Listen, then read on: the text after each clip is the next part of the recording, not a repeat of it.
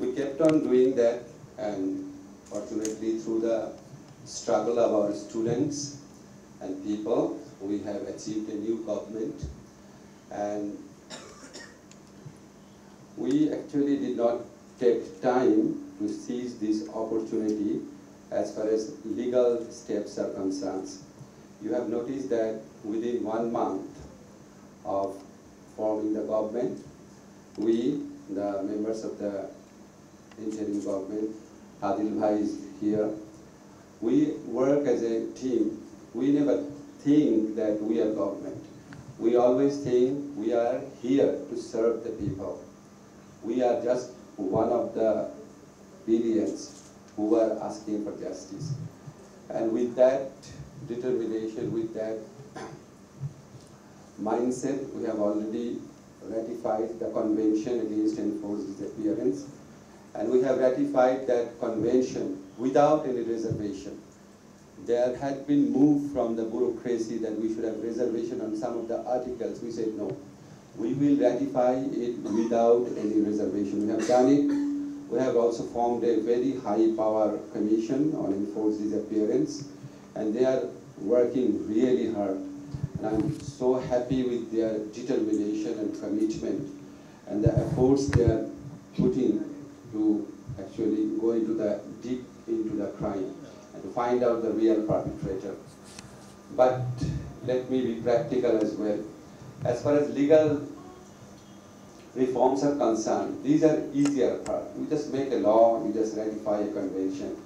But the real challenge is actually ensuring the impact or implementation of your commitment.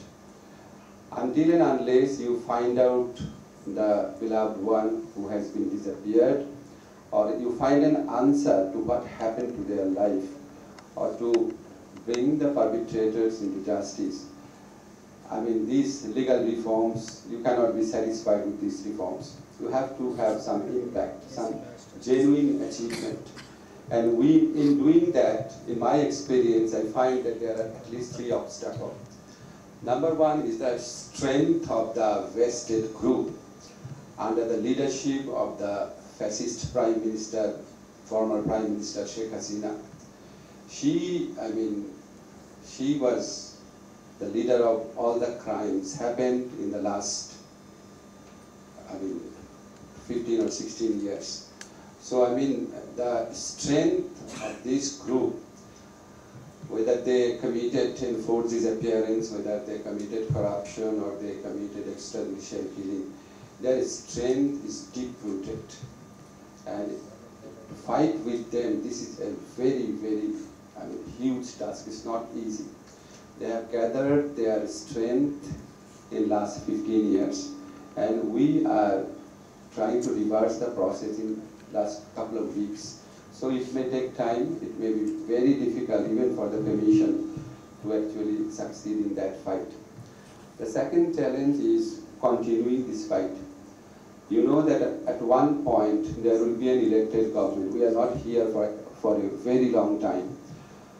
So in order to ensure that the next elected government will also continue this fight, will also continue taking steps against enforced disappearance or extrajudicial killing, we need to do some essential reforms.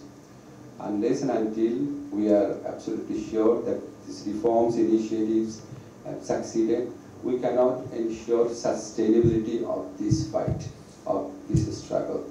That is the second challenge, and the third challenge is definitely the changing the culture of impunity. I don't know why the ruling class of Bangladesh, they believe that they can do whatever they want to do.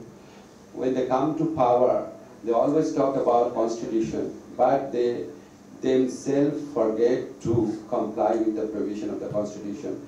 According to our constitution, all the members of the government, they are in the government just to serve the people. The very word serve is in our constitution, Article 22. But they start behaving like they are the owner of the country. And they have impunity for every type of offenses. And I sometimes become very surprised that the followers of the big ruling parties, many people in Bangladesh, They believe that they are like the king and they can do whatever they want to do.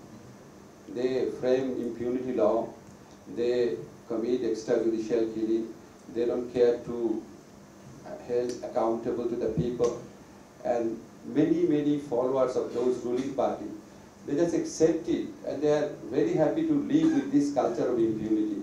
So this could be the biggest challenge for us who believe in human rights, rule of law, and dignity of life.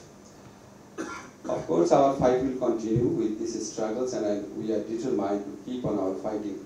It doesn't matter whether we are in the government or we are on the street, our fight will continue.